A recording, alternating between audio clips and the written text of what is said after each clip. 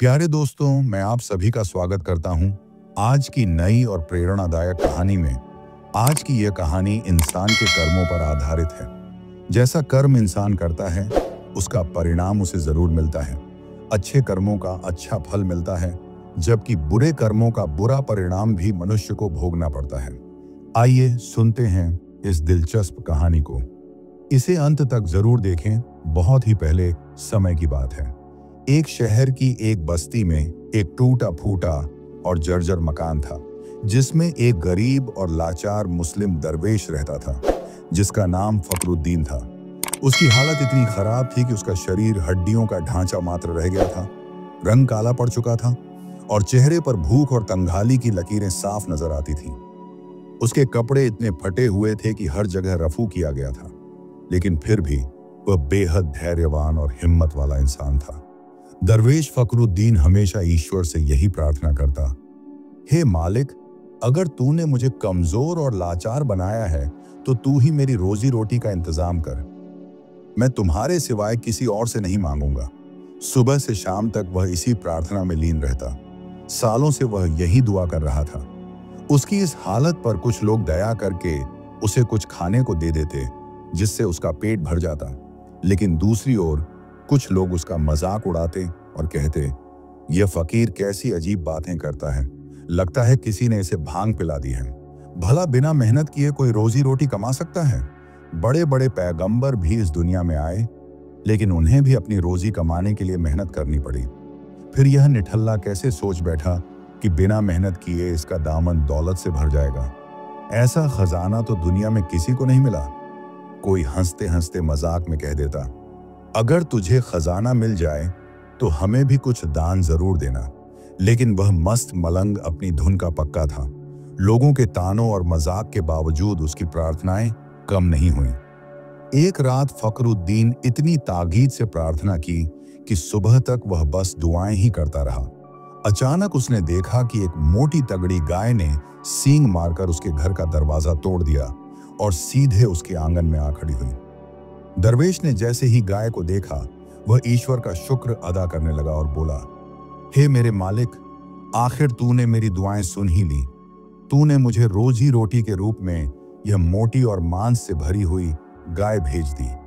अब क्योंकि इस्लाम में गाय का मांस खाया जाता है, तो वह फकीर उसे देखकर सोचने लगा, कितनी सुंदर गाय है, इसकी खाल से मैं कालीन बनाऊंगा, इसके सींग से सुरमा तैयार करूंगा, इसका आधा मांस गरीबों में बांट दूंगा, थोड़ा उन लोगों को भी दे दूंगा जो मेरा मजाक उड़ाते थे, और बाकी मांस मैं खुद खाऊंगा और बचाकर रख लूंगा। यही सोचते हुए उसने बिना किसी झिझक के गाय को मार डाला। फिर उसने उसे ठेले पर लादा और कसाई के पास ले गया ताकि वह गाय के टुकड़े कर दे। कसाई अभी अपने औजार तैयार कर ही रहा था कि अचानक एक आदमी जिसका नाम हाशिम खान था, अपना सिर पकड़कर रोता चिल्लाता वहां आ पहुंचा। उसने दरवेश फकरुद्दीन का गला पकड़ लिया और गुस्से में बोला, अरे जालिम, तूने मेरी गाय को क्यों मार डाला? मैं इसे कितने प्यार से पाल रहा था, अपनी सुख सुविधाओं से ज्यादा इसका ख्याल रखता था, इसे अच्छा चारा खिलाता था। मैंने इसे बरसों तक पाला और मैंने इसका नाम प्यार से छंपा रखा था, और तूने एक पल में मेरी सालों की मेहनत मिट्टी में मिला दी। बता, तुझे ये हक किसने दिया कि तू मेरी गाय को मार डाले? हाशिम खान लगातार रोता रहा और उसके दुख को देखकर वहां भीड़ इकट्ठा हो गई। दरवेश फकरुद्दीन बोला, भाई, तुझे गलत फहमी हुई है। यह गाय तेरी नहीं है, इसे तो खुदा ने मेरे लिए भेजा है। मेरी बरसों की मेहनत रंग लाई है, मेरी प्रार्थना कबूल हो गई है, और यह गाय मुझे खुदा ने इनाम के तौर पर भेजी है। फिर वह भीड़ की तरफ देखकर बोला, तुम लोग मेरी दिन रात की फरियादों के गवाह हो कि मैं हमेशा यही प्रार्थना करता था कि हे खुदा, मुझे बिना मेहनत के रोजी दे। आज मेरी सालों की दुआ कबूल हुई है, लेकिन यह आदमी कह रहा है कि यह गाय उसकी है। गाय का असली मालिक गुस्से में बोला, तू क्या बकवास कर रहा है? या तो तू पागल हो गया है या हमें बेवकूफ बना रहा है। दरवेश फकरुद्दीन बोला, मेरे पास तेरी इस बकवास का एक ही जवाब है। यह गाय मेरी रोजी है, जो खुदा ने मुझे बरसों की दुआओं के बाद भेजी है, इसलिए मैंने इसे मार डाला। गाय का मालिक गुस्से में तिलमिला उठा और कहने लगा, तू ये दुआ दुआ की रट क्यों लगाए बैठा है? चल अब, भोले बदमाश, तेरा फैसला अब काजी की अदालत में ही होगा। यह कहकर उसने फखरुद्दीन को 2-4 मुक्के भी मार दिए। हाशिम खान फखरुद्दीन को गलियों में घसीट रहा था और ऊंची आवाज में कह रहा था, ओ लोगों, जरा इधर देखो, इस चालाक फकीर की बकवास तो सुनो। यह मेरी गाय चंपा खा गया और अब कह रहा है कि इसे यह दुआओं से मिली है। अगर दुनिया का कानून यही होता तो सिर्फ अरदास करने वाले ही दुनिया के सबसे अमीर बन जाते। लोग भी हाशिम खान की बातों से सहमत होने लगे और कहने लगे, यह आदमी सही कह रहा है, यह फखरुद्दीन बड़ा जालिम निकला। भला ऐसी दुआओं से कोई धनवान कैसे बन सकता है? कोई भी व्यक्ति किसी चीज का मालिक तभी बन सकता है जब वह उसे खरीदे, भिक्षा में पाए, वसीयत में मिले या फिर कोई खुशी खुशी उसे दे दे। इसके अलावा और कोई तरीका नहीं है। इसलिए या तो तू चंपा वापस कर दे या इसकी कीमत चुका। हाशिम खान बोला, अगर तू यह भी नहीं कर सकता तो फिर जेल जाने के लिए तैयार हो जा। फखरुद्दीन यह सब देखकर बहुत परेशान हो गया और आसमान की ओर देखकर कहने लगा, ऐ खुदा, तू ही मेरे दिल में यह दुआ डाली थी। मैंने सच्चे दिल से तुझे सारी दुनिया का मालिक मानकर तुझसे दुआ मांगी थी। अब जब तूने मेरी दुआ कबूल कर ली है तो यह धोखेबाज मुझे अंधा कह रहा है। मेरे रब्बा, तू जानता है कि यह सब इसकी चाल है। भला मैंने कब अंधेपन में दुआ मांगी थी? मैंने तेरे अलावा किसी से भीख नहीं मांगी। अंधा तो वह होता है जो अपनी नादानी में लोगों से मांगता फिरता है। हाशिम खान गुस्से में बोला, ओ मेरे सामने देख और सच सच बता, तू बार बार आसमान की ओर क्यों देख रहा है? क्या तू धोखे से अपना हक जताना चाहता है? जब तेरा दिल ही मर चुका है तो किस मुंह से ऊपर देख रहा है? पूरे शहर में यह खबर फैल गई और लोग इकट्ठा होने लगे। हाशिम खान लगातार फखरुद्दीन को घसीट रहा था और फखरुद्दीन अल्लाह से प्रार्थना कर रहा था कि वह उसे इस मुसीबत से निजात दिलाए। इतने में वे लोग काजी शरीफत अली के पास पहुंच गए। काजी शरीफत अली बहुत नेकदिल इंसान थे। हाशिम खान तुरंत आगे बढ़ा और बोला, काजी साहिब, मेरी गाय चंपा भागकर इसके घर में चली गई और इस दरिंदे ने उसे कत्ल कर दिया। अब आप ही इससे पूछिए कि इसने मुझ पर यह जुल्म क्यों किया। काजी शरीफत अली ने फखरुद्दीन को अपने पास बुलाया और पूछा, बता, तूने इसकी गाय क्यों मारी? फखरुद्दीन ने हाथ जोड़कर कहा, काजी साहिब, मैं 7 सालों से दिन रात यही दुआ मांग रहा था कि ऐ खुदा, मुझे बिना मेहनत की रोजी नसीब हो। शहर के सभी लोग, चाहे मर्द हों या औरतें, इस बात से वाकिफ हैं। यहां तक कि बच्चे भी मुझ पर हंसते थे। आप किसी से भी पूछ सकते हैं कि यह फटे पुराने कपड़ों वाला फकीर सच्चा है या नहीं। इतनी लंबी अरसे की दुआओं के बाद एक दिन मेरे घर में यह गाय चंपा आ गई। मुझे यह देखकर खुशी हुई, लेकिन यह खुशी इस बात की नहीं थी कि मुझे कुछ रोजी मिल गई, बल्कि इस बात की थी कि मेरी वर्षों की अरदास कबूल हो गई। मैंने सोचा कि चंपा को ज़बह करके खुदा के शुक्र में इसका गोश्त गरीबों और फकीरों में बांट दूंगा। काजी शरीफत अली बोले, ऐसी फालतू बातें मत कर। अगर तेरे पास कोई सबूत है तो पेश कर। क्या तू यह चाहता है कि मैं बिना किसी सबूत के फैसला कर दूं?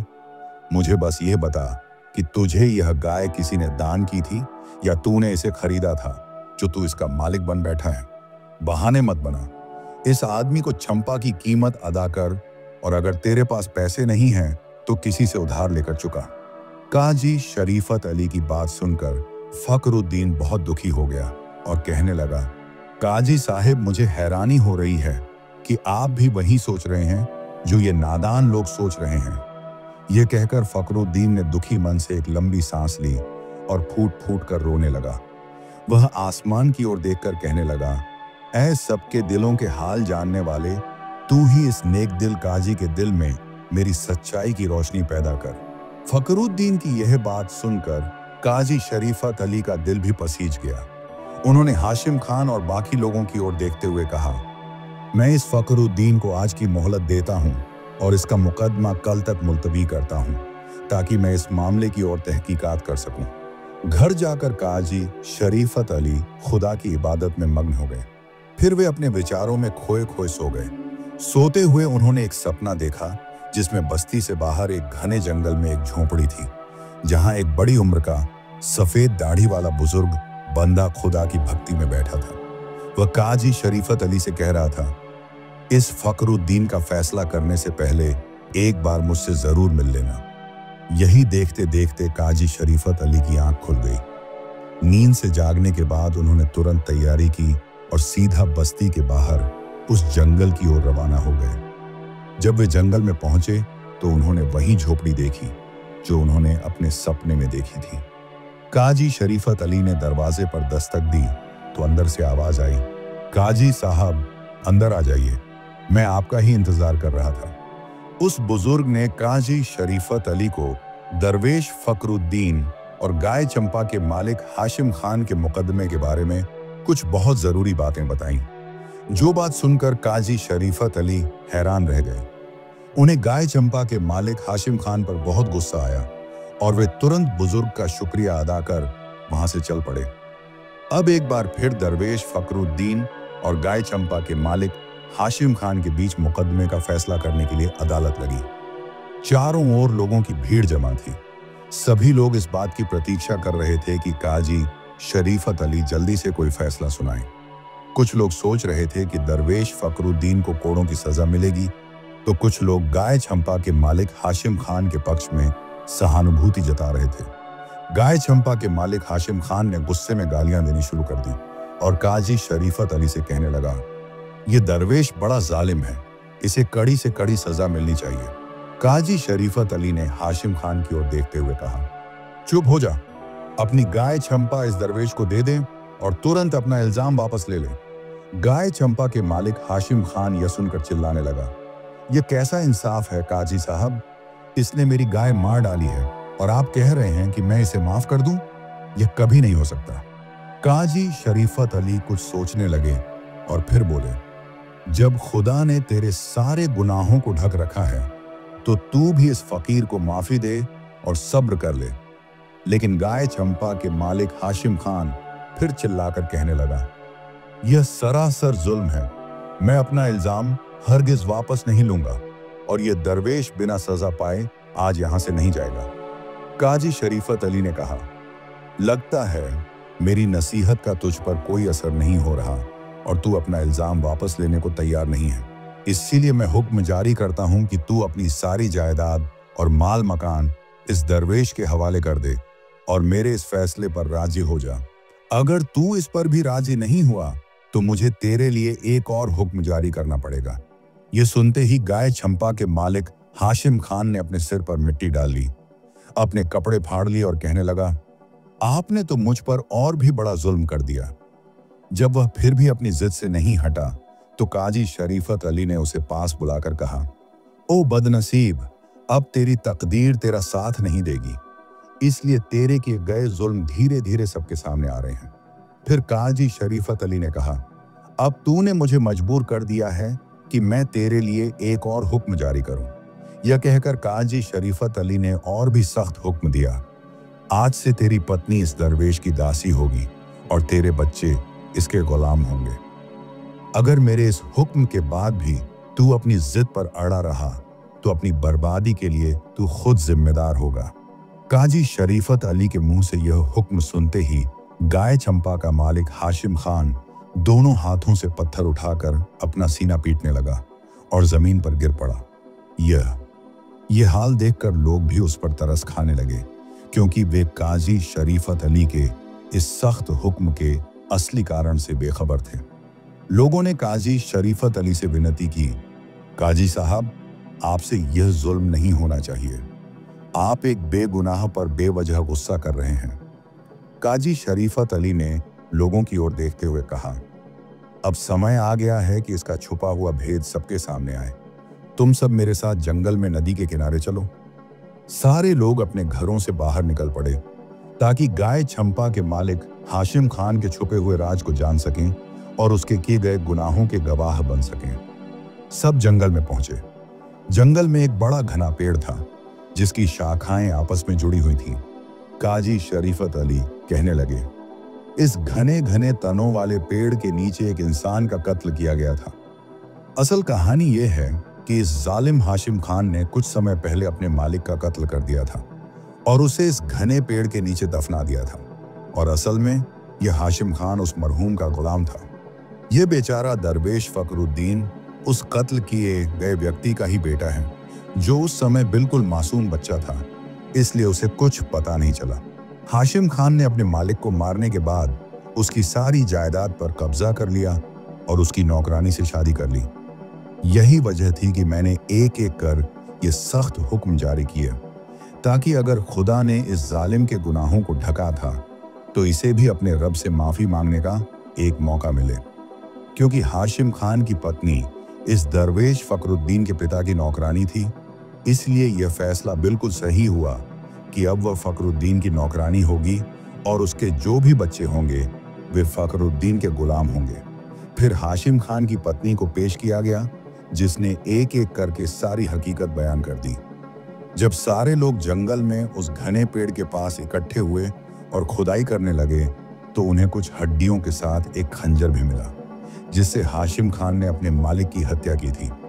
काजी शरीफत अली ने लोगों की ओर देखकर कहा, अब तक खुदा के ज्ञान ने जुल्म को छुपा रखा था, लेकिन आखिरकार इस कृतघ्न व्यक्ति की बेरहमी इस हद तक पहुंच गई कि उसने अपने मालिक के बेटे को देखना भी गंवारा नहीं समझा।